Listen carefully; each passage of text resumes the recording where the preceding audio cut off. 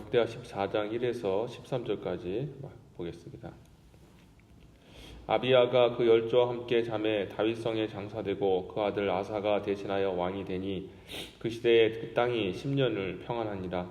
아사가 그 하나님 여호와 보시기에 선과 정의를 행하여 이방 제단과 산당을 없이 하고 주상을 회파하며 아세라상을 찢고 유다 사람을 명하여 그 열조의 하나님 여호와를 구하게 하며 그 율법과 명령을 행하게 하고 또 유다 모든 성읍에서 산당과 태양상을 없이 하며 나라가 그 앞에서 평안함을 얻으리나. 여호와께서 아사에게 평안을 주셨으므로 그 땅이 평안하여 여러 해 싸움이 없는지라. 저가 견고한 성읍들을 유다에 건축하니라. 아사가 일찍이 유다 사람에게 이르되 우리가 우리 하나님 여호와를 찾았으므로 이 땅이 아직 우리 앞에 있나니 우리가 이 성읍들을 건축하고 그 주위에 성곽과 망대와 문과 빗장을 만들자. 우리가 주를 찾았으므로 주께서 우리에게 사방에 평안을 주셨느니라 하고 이에 저희가 성읍을 형통케 건축하였더라. 아사의 군대는 유다 중에서 큰 방패와 창을 잡는 자가 30만이요 베냐민 중에서 작은 방패를 잡으며 활을 당기는 자가 28만이라 다 큰 용사더라.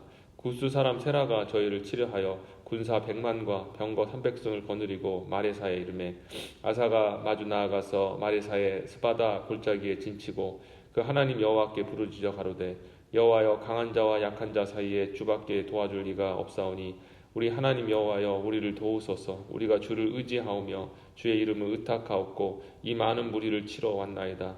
여호와여 주는 우리 하나님이시오니 원컨대 사람으로 주를 이기지 못하게 하옵소서 하였더니 여호와께서 구스 사람을 아사와 유다 사람 앞에서 쳐서 패하게 하시니 구스 사람이 도망하는지라. 아사와 그 쫓는 자가 구스 사람을 쫓아 그랄까지 이르매 이에 구스 사람이 엎드려지고 살아남은 자가 없었으니 이는 여호와 앞에서 그 군대와 앞에서 패망하였음이니라. 노력한 물건이 심히 많았더라. 아멘. 자, 오늘은 평안할 때 해야 될 일이라는 제목으로 말씀 전하겠습니다. 남유다의 왕이 이제 아비야라는 왕이 있었습니다. 그 르호밤의 아들이고 솔로몬의 손자인데 그가 이제 북이스라엘 여로보암 왕과 전쟁을 치루었습니다. 우리 남과 북이 갈라지고 그로 인해서 6.25 전쟁이 터졌던 것처럼 이들도 이제 남북 간의 민족의 그 상잔의 그 비극이 일어났습니다. 그런데 이제 남유다는 이제 유다 지파와 베냐민 지파 해서 40만이었고, 그다음에 여로보암의 군사는 이제 다른 10지파가 함께 연합을 했기 때문에 80만이었습니다. 자, 그런데 결국에는 하나님을 그래도 의지하고 또 다윗의 가문이었고 또 하나님 앞에 철저하게 제사를 지내며 하나님 앞에 예배드리며 그렇게 신실하게 그래도 아직까지는 하나님을 섬겼던 유다 지파에게 하나님께서 손을 들어주시고 승리케 하셔서 40만의 대군을 가지고 80만의 2배나 되는 그 군대를 쳐서 이기는 그런 기적이 일어났습니다. 자, 그리고 나서 이제 아비야의 아들 이제 아사라는 왕이, 그러니까 솔로몬의 증손이죠. 이제 왕이 되었는데 그때 하나님께서 북이스라엘과 또 주변에 있는 나라들과 이제 전쟁이 없게 하셔서 10년 동안 평안이 임했다라고 이제 1절에 기록이 되어 있습니다. 자, 그런데 이 평안의 시기 참 어떻게 보면 하나님 주신 참 축복의 시간인데 그 시기에 뭘 했는가? 우리가 참 이 아사 왕이 참 놀라운 일을 했다는 걸 알 수 있는데, 첫 번째로 그가 했던 게 뭐냐면 오히려 평안할 때 영적으로 깨어서 선과 정의를 행했다라고 기록이 되어 있습니다. 2절 보시면 아사가 그 하나님 여호와 보시기에 선과 정의를 행하여라고 얘기를 했습니다. 우리가 평안하면 무너질 때가 있지 않습니까? 마음이 평안하면 신앙생활을 덜하고, 어려우면 새벽기도를 이제 가끔 보면 다 그런 건 아니지만 이렇게 갑자기 오시는 분들이 있는데 딱 보면 다 삶이 어렵고 문제가 생겼기 때문이에요. 그런데 그렇게 하나님께서 기도 사인을 주셔서 이제 나왔는데 문제가 해결되면은 또 이제 안 나오시는 경우가 있어요. 자, 그런 경우 보면 우리가 참 여러분들 우리가 그런 분들을 이렇게 정죄하고 판단한 게 아니라 아마 우리도 그랬을지도 모르겠습니다. 저도 여기 설교하는 것 때문에 또 이 자리에 서는 걸 수도 있겠다 생각이 들고요. 그런데 우리가 참 이 평안할 때 항상 늘 깨어 있어야 되는데 깨어 있지 못하고 항상 편한 거 찾고 또 앉고자 하면 눕고자 하고 눕고자 하면은 이제 잠자고자 하고 하는 그런 이 영적인 게으름의 속성이 있는 것 같습니다. 자, 그런데 오늘 아사 왕은 그럴 때에 더욱더 하나님을 열심히 섬겼습니다. 영적으로 깨어서 하나님 앞에 바로 서야겠다라는 마음을 가지고 그렇게 섰던 것이죠. 그래서 4절 5절 보시면 유다 사람을 명하여 그 열조의 하나님 여호와를 구하게 하며 그 율법과 명령을 행하게 하고 또 유다 모든 성읍에서 산당과 태양상을 없이 하매 나라가 그 앞에서 평안함을 얻으니라라고 나왔습니다. 그러니까 더 이제 이 아사 왕이 백성들이 평안하니까, 평안하면 백성들은 우상 숭배하게 되어 있습니다. 하나님을 희한하게 평안하면 안 찾아요. 그건 이스라엘 백성 때나 우리 때나 앞으로 우리 인간의 그 죄성이 그렇습니다. 평안하면 안 찾아요. 근데 그때 아사 왕은 스스로 깨서 그러면 안 된다. 우리가 더욱더 하나님 말씀 철저히 지키고 이 평안할 때 더 주를 의지해야 된다라고 그렇게 독려를 했던 것입니다. 자, 그리고 또 어떤 일을 했을까요? 평안할 때 전쟁을 준비를 했습니다. 6절과 8절을 보시면 여호와께서 아사에게 평안을 주셨으므로 그 땅이 평안하여 여러 해 싸움이 없은지라 저가 견고한 성읍들을 유다에 건축하니라. 아사가 일찍이 유다 사람에게 이르되 우리가 우리 하나님 여호와를 찾았으므로 이 땅이 아직 우리 앞에 있나니 우리가 이 성읍들을 건축하고 그 주위에 성곽과 망대와 문과 빗장을 만들자. 우리가 주를 찾았으므로 주께서 우리의 사방에 평안을 주셨느니라 하고 이에 저희가 성읍을 형통케 하였더라. 아사의 군대는 유다 중에서 큰 방패와 창을 잡는 자가 30만이요 베냐민 중에 작은 방패를 잡으며 활을 당기는 자가 28만이라 다 큰 용사였더라라고 기록되어 있죠. 자, 이게 무슨 말인가요? 지금 평안할 때 다시 무너진 성을 이제 재건한 겁니다. 성을 그냥 재건한 게 아니라 적군이 쳐들어오니까 방비를 한 겁니다. 그리고 여기 보면 베냐민 지파와 또 유다 지파 중에 방패와 창을 잡은 자들이 있다 이렇게 나오는데 이건 군사를 이제 준비했다라는 거죠. 그래서 싸울 준비를 했다라는 겁니다. 평안할 때 오히려 군사를 약하게 하고 평안하니까 싸울 필요 없다. 이제 그렇게 가는 경우가 대부분인데 평화로울 때 오히려 더 큰 시험이 찾아올 수 있다라고 하면서 전쟁이 찾아올 수 있다 하면서 군사를 양경을 했던 것입니다. 자, 그렇게 정말 영적으로 깨어서 이렇게 아사 왕이 최선을 다했는데 놀랍게도 10년 후에 오늘 본문을 보니까 이 구스 사람들이 100만의 군대를 데리고 유다를 침공했다라고 그렇게 기록이 되어 있습니다. 9절에 나왔죠. 구스 사람 세라가 저희를 치료하여 군사 100만과 병거 300승을 거느리고 마리사의 이름에라고 기록되어 있죠. 자, 참 이 위기라는 것이요 이렇게 갑자기 찾아오는 것입니다. 10년 동안 평안하니까 괜찮을 거야, 문제 없을 거야, 우리 앞으로 평안할 거야, 하나님이 이렇게 한번 주신 평화를 쉽게 빼앗아 가시겠어? 라고 생각을 했죠. 그렇지만 결국에는 전쟁이 터지고 말았습니다. 그때에 비록 숫자가 여기 보면은 50만에 거의 30만하고 28만에서 58만 적지 않은 군사를 준비를 했는데 100만의 군사가 왔으니까 거의 2배 차이.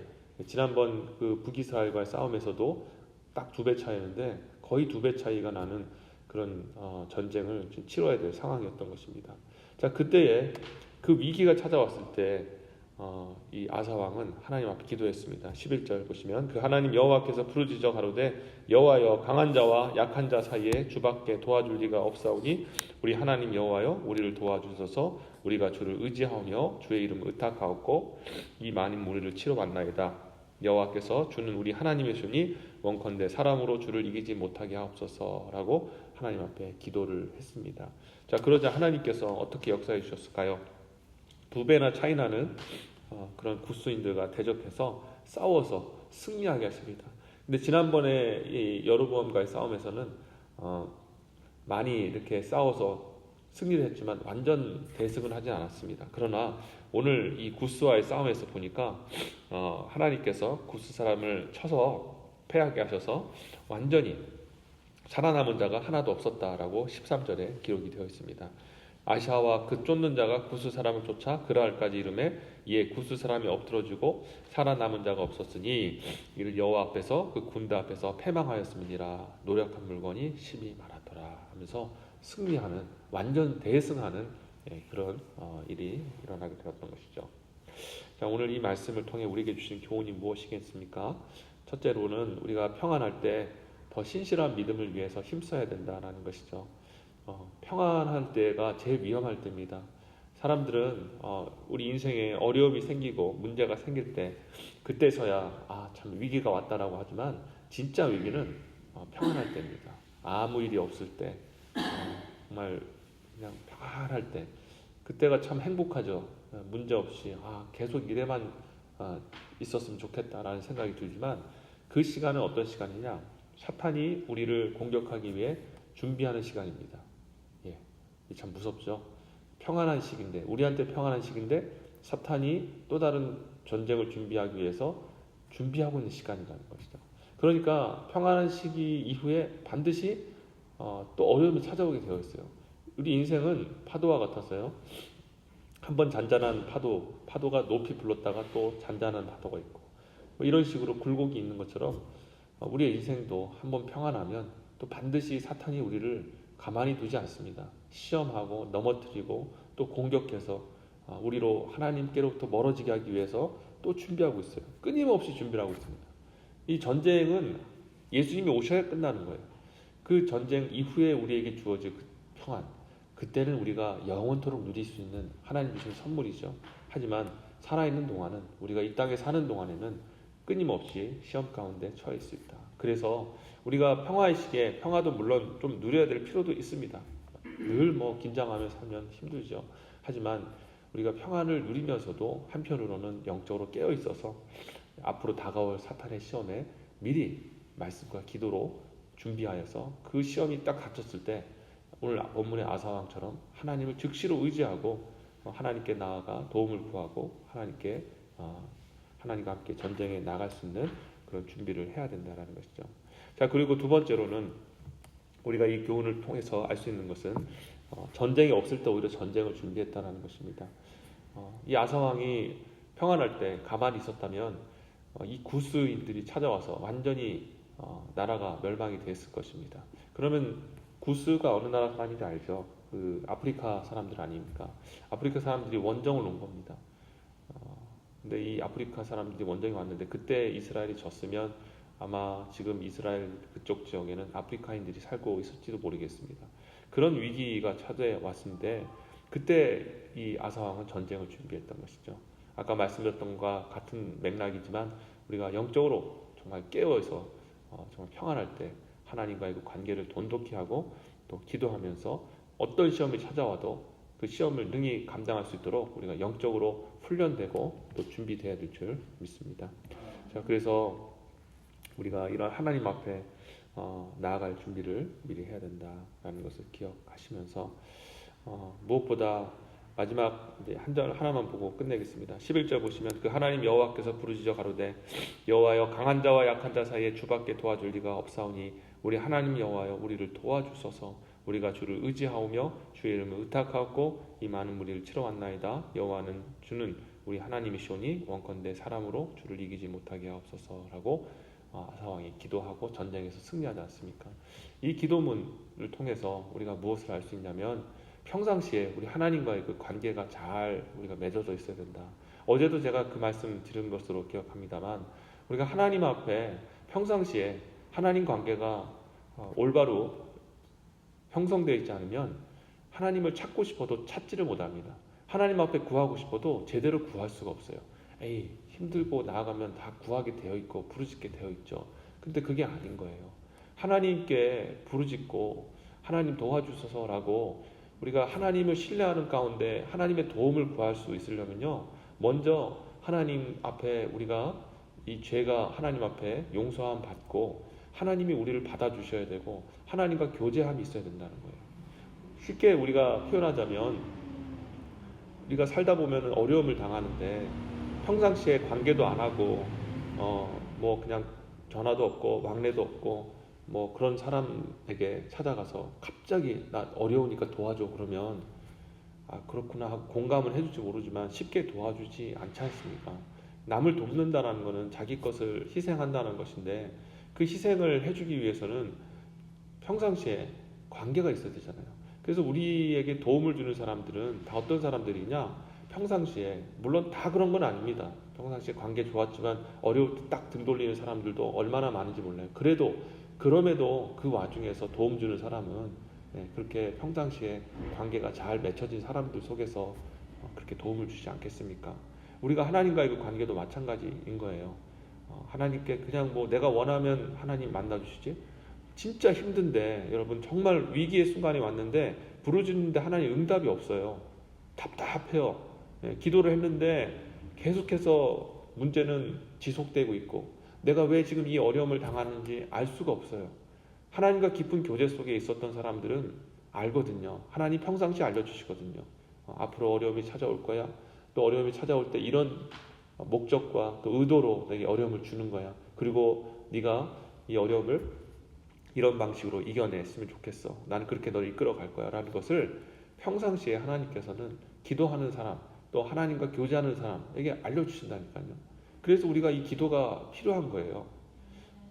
우리가 가끔씩 기도 제목이 뭐예요? 라고 여쭤볼 때 없는데요 하시는 분들이 있어요. 감사한 거죠. 기도 제목이 없다는 것은 평안한 것이다 라는 것인데, 그런데 자세히 들여다보면 우리 인생에 기도 제목 아닌 것이 없습니다. 정말 생각해보면 정말 외줄타기 하고 있는 거예요. 그런데 외줄타기 하고 있으면서도 괜찮다고 생각을 하면서 살아갈 때가 있죠. 잘 못 봐서 그래요. 자신의 인생, 자신의 환경과 상황을 잘 못 봐서 그런 겁니다. 아마 내가 외줄타기 하겠구나, 내가 진짜 까딱하면 이게 넘어지고 떨어질 수 있구나 라는 것들을, 현실을 자각하면 어이쿠 하면서 기도하게 되어 있다니까요. 하나님 앞에 도움을 구할 수밖에 없는 거예요. 하나님, 제가 이런 위기 상황 가운데 있었습니까? 도와주십시오. 병을 알지 못할 때는 우리가 그냥 살잖아요. 막 암이 막 이렇게 막 몸에 다 퍼졌는데도 병을 알지 못하면은 나 괜찮아, 좀 피곤하네, 뭐 그 정도, 문제 없어. 근데 정작 갑자기 문제가 생겨서 쓰러져서 병원 갔는데 지금 암이 지금 퍼져 있습니다. 아니면은 뭐 심각한 어떤 장기 손상이 있습니다.